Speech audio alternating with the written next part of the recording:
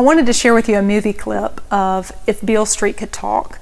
But unfortunately, we couldn't find a way to legally rip the scene that I wanted to share, so you'll have to settle for me storytelling it.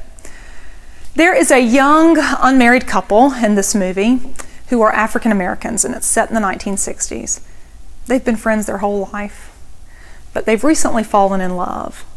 And then he becomes wrongly accused of a crime and is incarcerated. After being put in prison, she learns that she's pregnant. And as you might imagine, this brings many struggles and fears and opinions from others. One night, her mom finds her tossing and turning in her bed. And she comes in and she wakes her and she says the following to her daughter. I know I can't help you very much right now. Lord knows what I wouldn't give if I could. But I know about suffering. And I know that it ends. And when you're lying in this bed, you are not by yourself. You've got this child beneath your heart, and we're all counting on you to bring this baby here safe and well. And you're the only one who can do it. You understand? Now, I don't want to sound foolish, but remember that love is what brought you here. And if you've trusted love this far, don't panic now. Trust it all the way. In 2010, when I was asked to come serve as your associate, I really had no idea what I was walking into. But when good Methodist folks got word of my appointment, it seemed that everybody had an opinion or a piece of advice or an experience to share about First Methodist. I heard all sorts of unsolicited things that often ended with, well, good luck. I realized before I ever stepped foot on our property that I needed a mechanism to shield me and allow me to form my own opinions. Truly, by the grace of God, I landed on love. In my own assessment of my ministry prior to this appointment, I felt that love may have been shallow on my part. So I began praying about this appointment, and I prayed for love. That no matter the struggles that we might face as a church together, that the overriding thought, emotion, experience, and action might be love. Luckily, when I got here, love is exactly what my family and I experienced. We didn't experience any of the things that others may have struggled with in the past. I stepped foot into a place that had a new mission statement to be an open place for all, with a renewed sense of hope that there was, in fact, a dynamic and life-giving reason why they were planted here on the corner of 19th and 6th Avenue North. It instantly felt like the right fit for my family. And I felt this place was indeed steeped in love. Love is wonderful, isn't it? It can feel amazing. It can carry you high and lift you out of the muck and mire. But love can also sink you deep into hard struggle.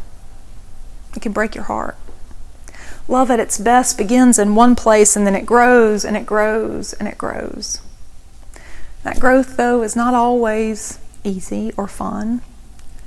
But it is that evolution from first love to long-lasting love that makes all the difference in the end. Much like our movie illustration, pregnancy is often viewed as a metaphor for love. For most, the attraction and the love that creates a baby, it's exciting and it's fun. But the act of carrying that child is hard work. It brings change that is both wanted and unwanted. It may produce life that brings joy, greater love, and happiness, but not without also bringing pain, exhaustion, struggle, and hard work. Love grows, and growing often produces growing pains. And my friends, I share this with you because when I consider where our church is, growing pains are what come to mind. And growing pains are indicative of our growth. Thank God First Church is growing. In 2019 alone, we took in 73 new members. The face of our congregation literally changed in 1 year. can't have that kind of growth in a congregation our size and then walk into worship and it look the same as it did the year before. During that time, our worship attendance was averaging around 400 people per Sunday.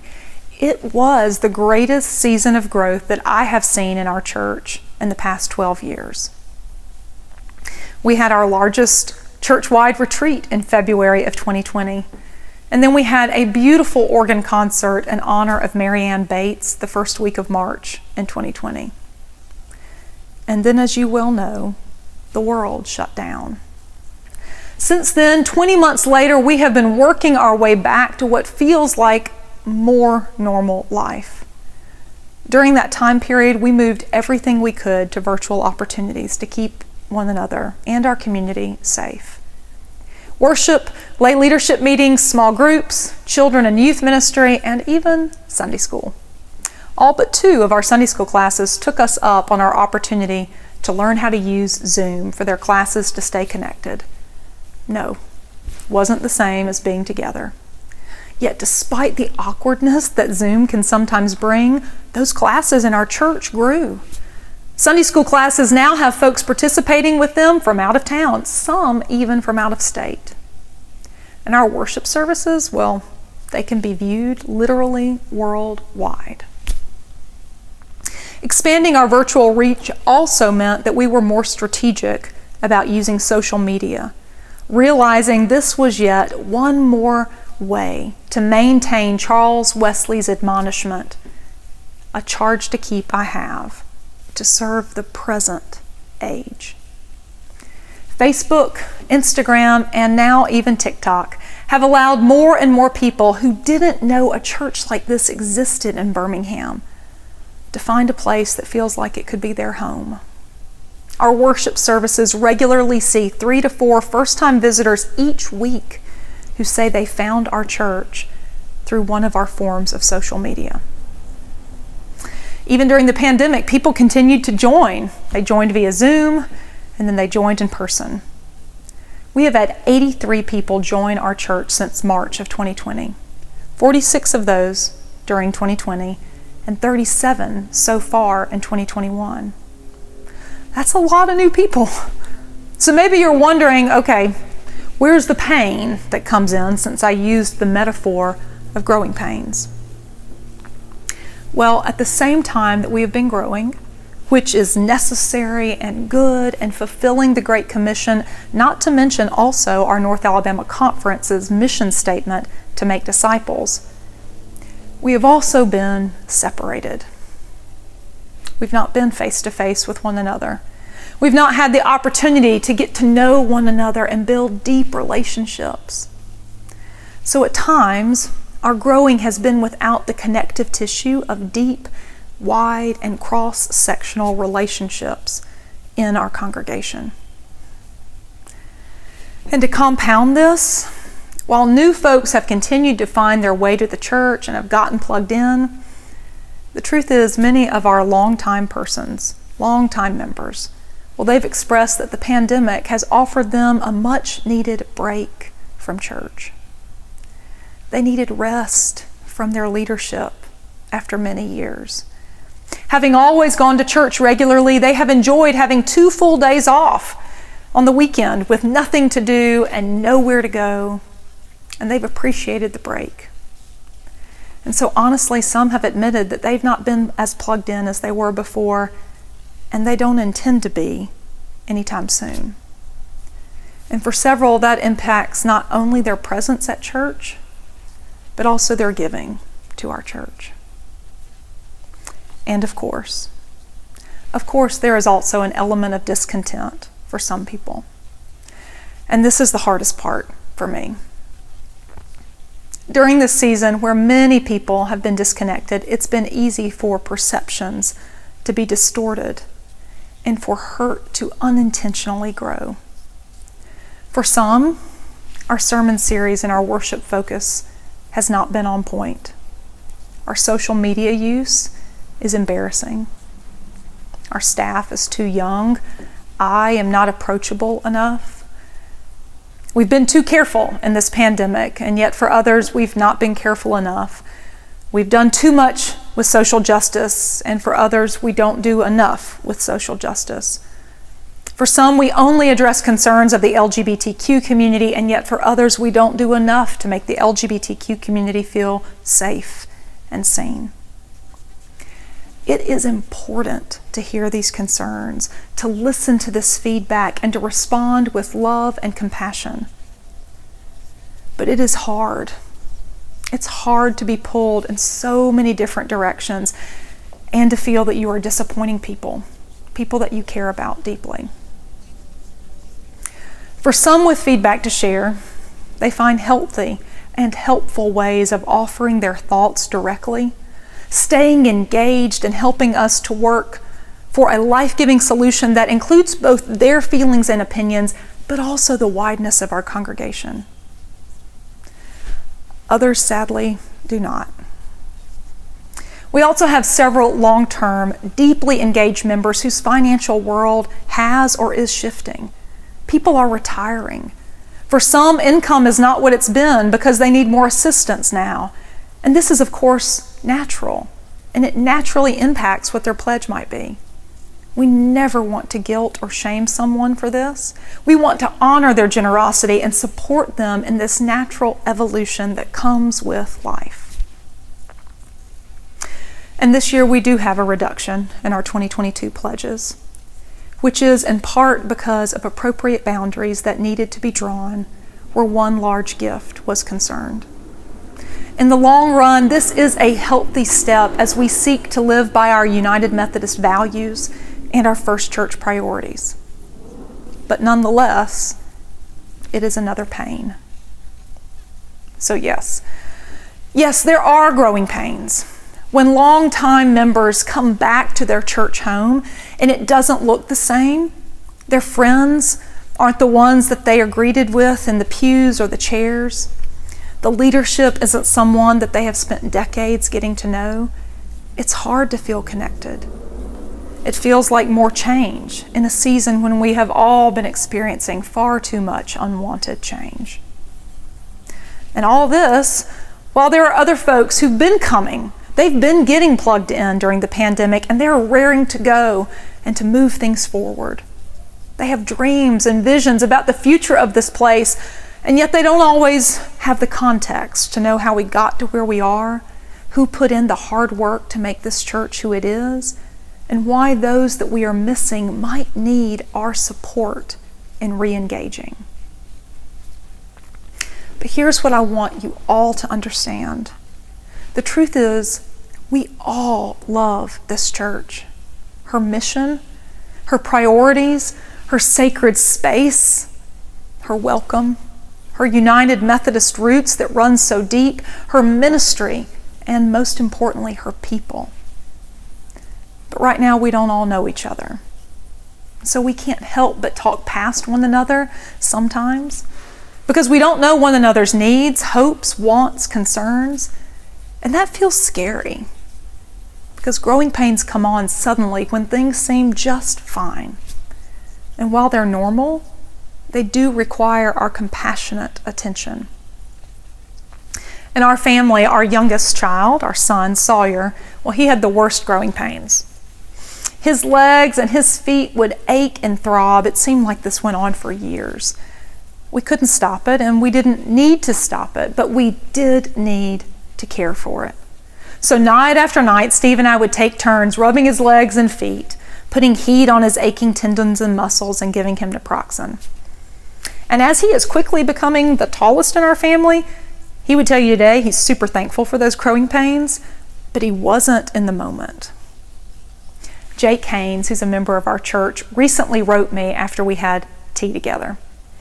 He shared that he really sees our church growing to have what Richard Rohr calls generous orthodoxy.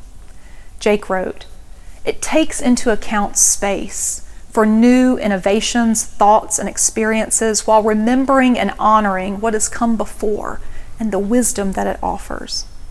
I thought, yes, that's it. I've told Jake I'm going to be sharing this and quoting him a lot.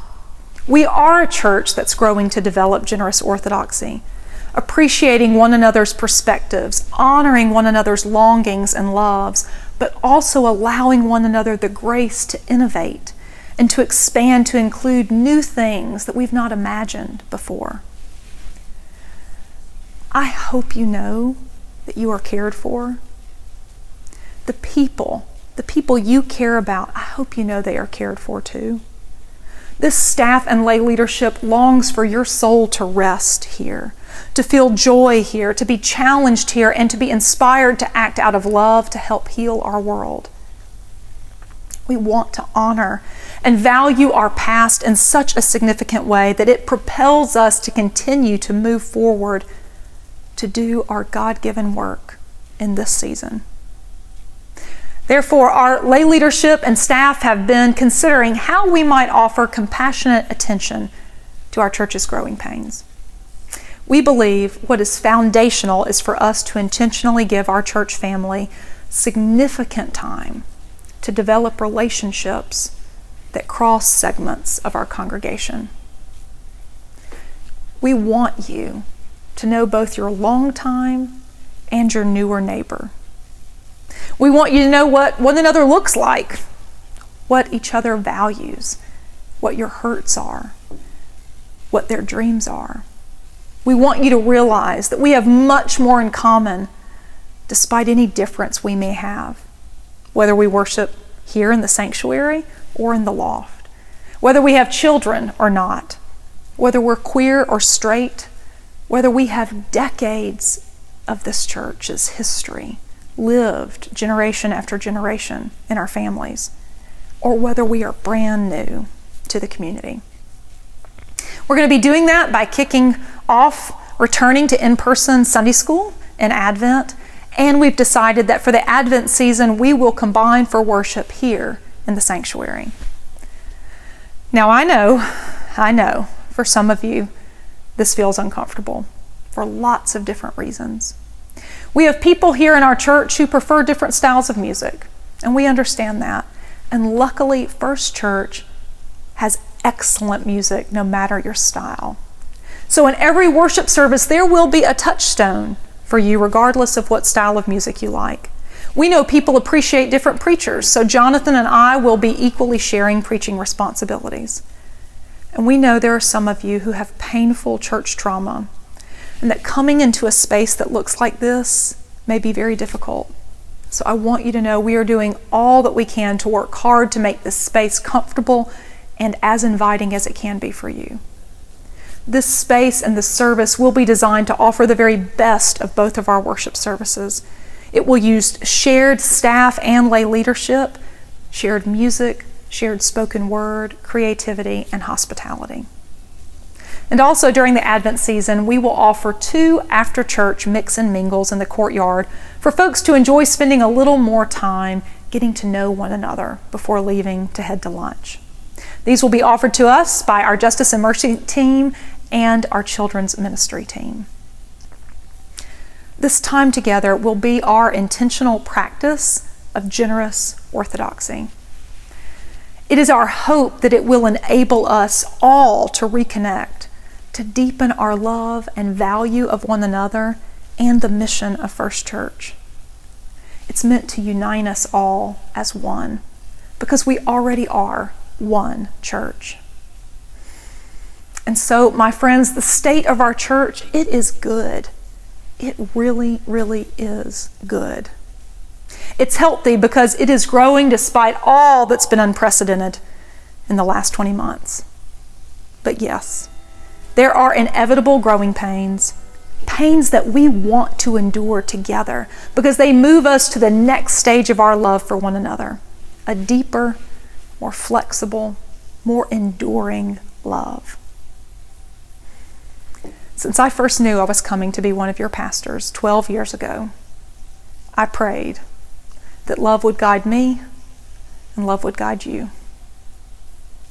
And as was said in the movie If Beale Street Could Talk, if we've trusted love this far, let's trust it all the way. I really do love you. Amen.